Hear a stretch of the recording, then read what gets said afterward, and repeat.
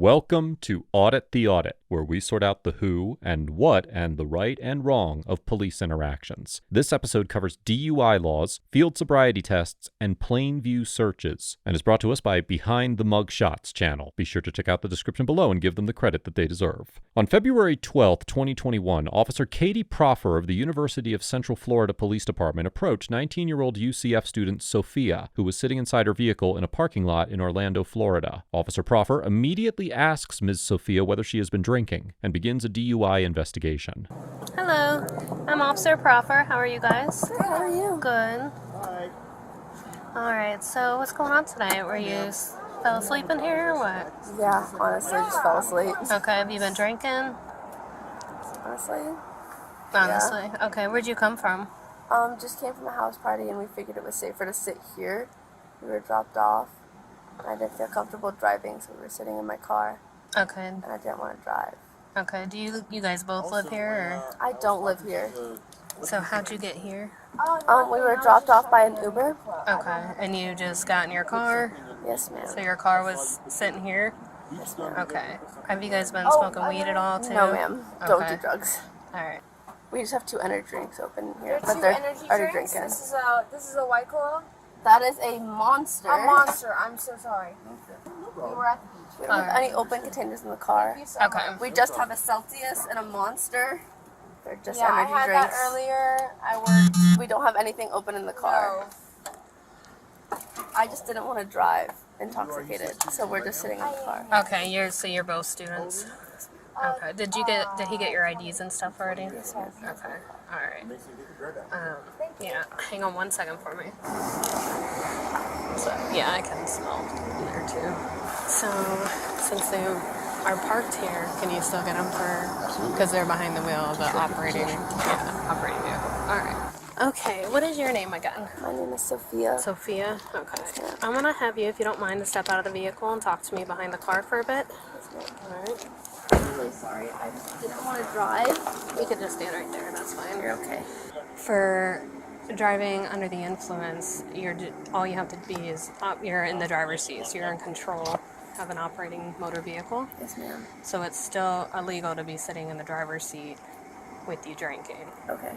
Officer Proffer claims that it is illegal for an intoxicated individual to sit in the driver's seat of a vehicle, even if they do not drive. Under Section 316.193 of the Florida statutes, an individual is guilty of driving under the influence if they are, quote, driving or in actual physical control of a vehicle while, now quoting again, under the influence of alcoholic beverages or any chemical substance or controlled substance. When affected to the extent that the person's normal faculties are impaired, the person has a blood alcohol level of 0.08 or more, or the person has a breath alcohol level of 0.08 or more. Likewise, there is an additional statute for individuals under 21, found in Section 322.2616 of the Florida statutes, which provides that, quote, it is unlawful for a person under the age of 21 who has a blood alcohol or breath alcohol level of 0.02 or higher to drive or be in actual physical control of a motor vehicle. According to the Florida Standard Jury Instructions for the DUI statute, quote, actual physical control of a vehicle means the defendant must be physically in the vehicle and have the capability to operate the vehicle,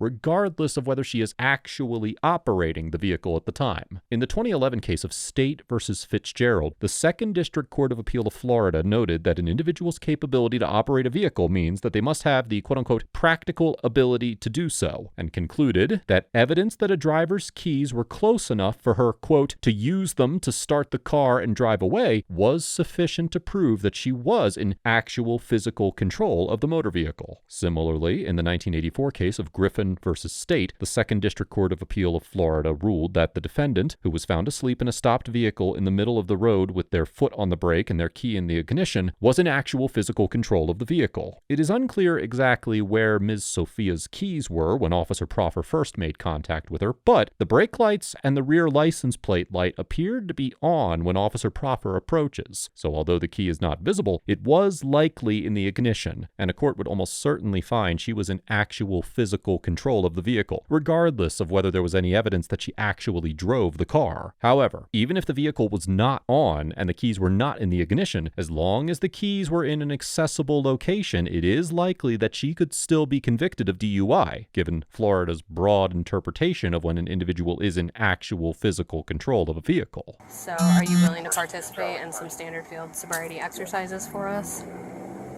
Do I have to? I mean, it's up to you. It's your choice. But then if you don't, then we have to make a decision based on our evidence right now. How old are you? I'm 19. Yes, I mean, you can either participate in the standard field sobriety exercises, or like I said, we just make our determination now upon, speaking to you and our evidence, what we smell, what we see, Right. and we can go from there, determine if we have enough to make an arrest or not. I mean, I'm willing to try. Okay, you're willing to participate in the standard field sobriety exercises? Yes, ma'am. I'm going to read you some instructions real quick, okay? All right, go ahead and stand with your hands down at your side. I'm going to check your eyes, okay? So I'm going to get out a pen, and this is going to be the stimulus. Where were you guys at before here? We were at a house party. Okay, was that here on campus? No, ma'am. Okay, so and then you had Uber take you here, and you just had your car keys on you, so you got in the car. Turned on the car for warmth. And then sat in here. Yes, Okay. ma'am. So I'm going to check your eyes, so you don't have any glasses, contacts? No, ma'am. Okay. Keep your head still, and you're going to follow this with your eyes only. Okay, do not move your head. Do you understand these instructions? Yes, ma'am. Follow the pen. Yeah. Ma'am, stand with your arms down by your side. Sorry, it's really cold. Ma'am. Nope, keep your head still. Okay. Look straight. Come over here. Okay. So our next test, our exercise, we're going to find a line. You want to come over here, and we'll use the line over here. Alright, so just stand there with your feet together, arms down at your side. When I tell you to begin, you're going to take 9 heel-to-toe steps on the line. Turn around, keeping 1 foot on the line, and return 9 heel-to-toe steps back. Okay, so it's going to look like this. 2, 3. So it'll be 18 total, like there and back. You're going to take 9 down. You're going to do that turn with a series of small steps. You're going to take 9 steps back. Heel to toe, your arms got to be down at your side. And count your steps out loud, okay? Yes, ma'am. All right, you may begin. 1. Turn. Yep. Is that okay? Okay, keep going. Okay, you can turn around and face me. Keep your arms down at your side. We have one more exercise to do. When I tell you to, I want you to raise one leg, either leg, approximately 6 inches off the ground. It's going to be about the height of a soda can. Your foot's going to be pointed out. Your eyes are going to be looking on it. 1001, 1002, 1003, and so forth until I tell you to stop, okay? All right, you ready? Yes, ma'am. All right, you may begin. 1001, 1021, 1022. Okay, you can stop. 1023. All right, go ahead and put your hands behind your back. You're going to be arrested for DUI. Why? Because you are operating a motor vehicle under the influence.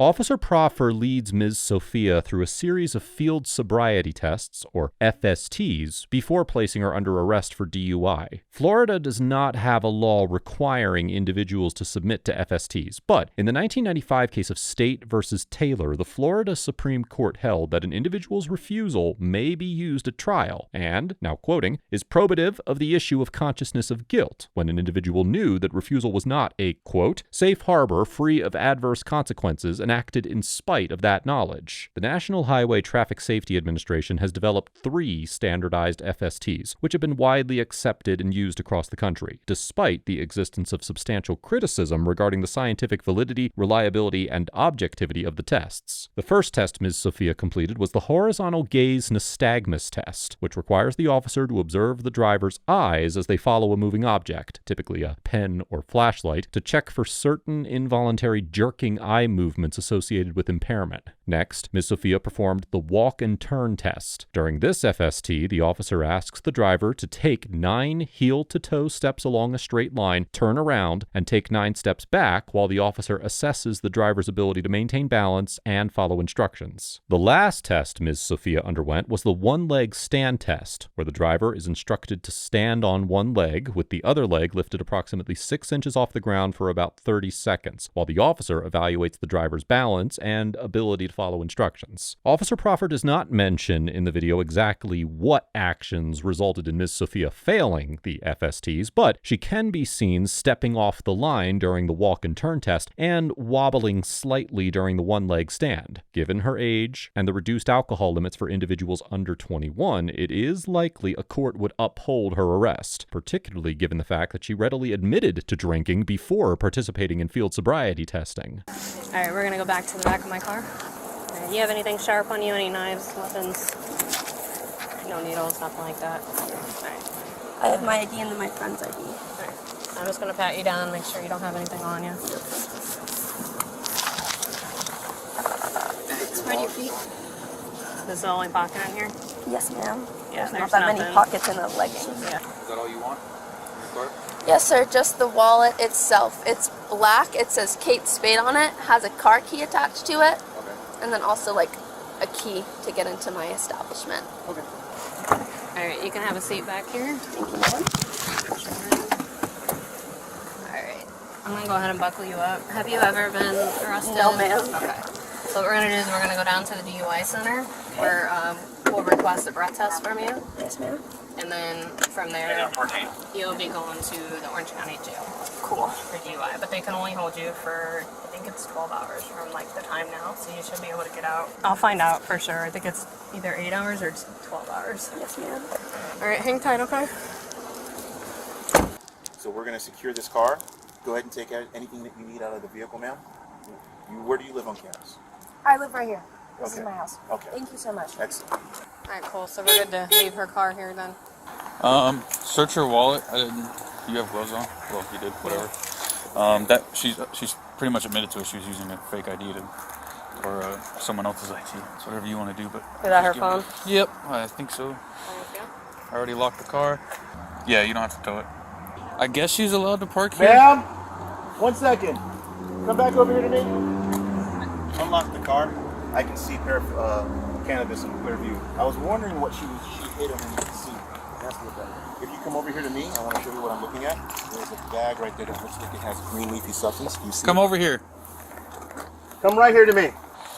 Yeah, I wasn't sure which one what do you So there's see that bag right there, sticking out of the seat. Mm-hmm. It almost looks like there's a green leafy substance at the very end of it. Could I be wrong? To be honest, I can't really tell. It looked like she was hiding something. So I asked her what she was hiding, and she said, "Oh, nothing." And she's moving stuff around. Either way, you got a good search for furtive movements. Yeah. I swear I didn't know anything about weed in this car. I'm gonna go in there and just take that based on my suspicion. That's the only thing I'm gonna take. I'm not gonna search the car or anything like that right now. One of the officers states that he's going to seize a bag in the car that looks like it may have a green leafy substance, and that the passenger was making, quote, furtive movements when they first approached the vehicle. In the 1925 case of Carroll versus United States, the Supreme Court created an exception to the warrant requirement for searches of vehicles, holding that a vehicle may be searched without a warrant if the officer has probable cause to believe that it contains contraband. Likewise, under the so-called plain view doctrine, as the Supreme Court explained in the 1993 case of Minnesota versus Dickerson, quote, if police are lawfully in a position from which they view an object, if its incriminating character is immediately apparent, and if the officers have a lawful right of access to the object, they may seize it without a warrant. However, the court went on to note that, quote, if the police lack probable cause to believe that an object in plain view is contraband without conducting some further search of the object, i.e., if its incriminating character is not immediately apparent, the plain view doctrine cannot justify its seizure. In the 2019 case of United States versus Lightsey, the United States District Court for the Middle District of Florida held that the incriminating character of a clear plastic bag with a leafy green substance was immediately apparent when two officers testified that they believed it was marijuana based on their experience and training. In reaching this conclusion, the court considered the 2018 case of United States versus Gant, where the 11th Circuit Court of Appeals, which has jurisdiction over Florida, held that officers were not required to, quote-unquote, know with absolute certainty that a substance in a clear bag was crack cocaine, and allowed for a, quote, common sense view to the realities of normal life to justify probable cause. Here, because one of the officers described the object in plain view as a bag that appeared to contain a green leafy substance, it is likely that a court would conclude the plain view doctrine allowed him to enter the vehicle and retrieve the bag. However, because the officer admitted that he was not sure if he saw anything, and the other officer said he could not tell if it was a leafy substance, it is possible a court would determine that the incriminating character of the item was not, quote-unquote, immediately apparent. It should also be noted that when deciding whether to inspect the item further, one of the officers mentioned, quote-unquote, furtive movements, suggesting that one of the individuals may have hidden something. Suspicious movements may be considered as a factor in determining whether the search was reasonable, but the legality of such a search will depend on the specific circumstances of the case and whether the officer's actions were deemed reasonable under the Fourth Amendment. For example, if an individual tries to throw something out of the window or hide items under the seat or floor mat, it may raise suspicions and could justify a search of the vehicle. In this instance, although it turned out that the bag did not contain marijuana, a court would take the allegedly suspicious movements into consideration when determining whether the officer's search of the vehicle was reasonable. It's just based on the movements, so there might not be weed, but from what it looks like. Okay, So I promise you. okay, let us at least just find it if there is anything, and then we'll go from there. I'm sorry. You're just trying to search my car or their car? Well, we're not searching. Why request it? Okay. The vehicle's not being searched. It was It was affirmative plastic movement. that looked like something. In my experience, that looked like a baggie. And due to your furtive movements earlier, where it looked like you were hiding something underneath the towel, which I don't know if it was the I alcohol. really wasn't trying to tell. I get was it, trying to put okay. the towel back where I found it. I get it.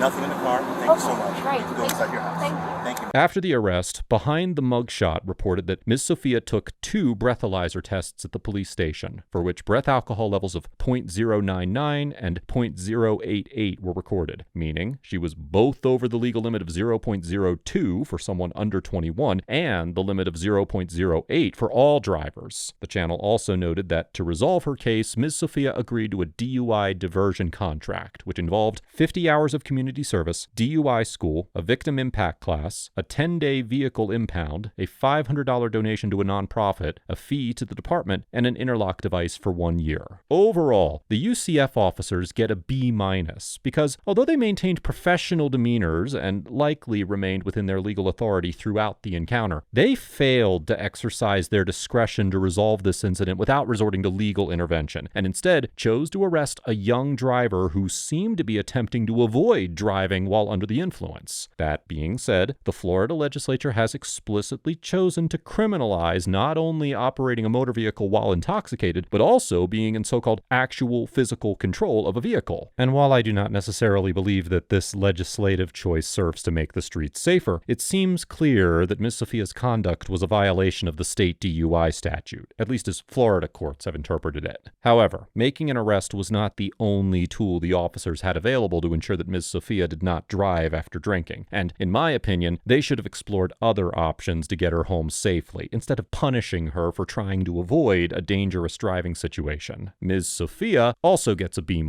because although she remained respectful throughout the interaction, she failed to exercise her right to remain silent, and agreed to participate in field sobriety testing when she was not required to do so. It is likely that at the time Officer Proffer approached Ms. Sophia's car, she did not have the reasonable suspicion necessary to detain her. And although courts have consistently held that officers can approach parked vehicles to engage in consensual encounters without any sort of suspicion whatsoever, Ms. Sophia immediately admitted to drinking, and, given her age and the lower BAC limit for underage drinkers, likely gave the officers probable cause to arrest her even if she had refused field sobriety testing. Then, Ms. Sophia agreed to field sobriety testing, which, given the fairly subjective nature of FSTs, gave the officers more evidence to use against her after her arrest. This encounter demonstrates how citizens can hurt their own interests by answering questions and agreeing to field sobriety tests, and why it is essential for drivers to invoke their rights during DUI investigations. Let us know if there is an interaction or legal topic that you would like us to discuss in the comments below. Thank you for watching, and don't forget to check out my second channel for even more police interaction content.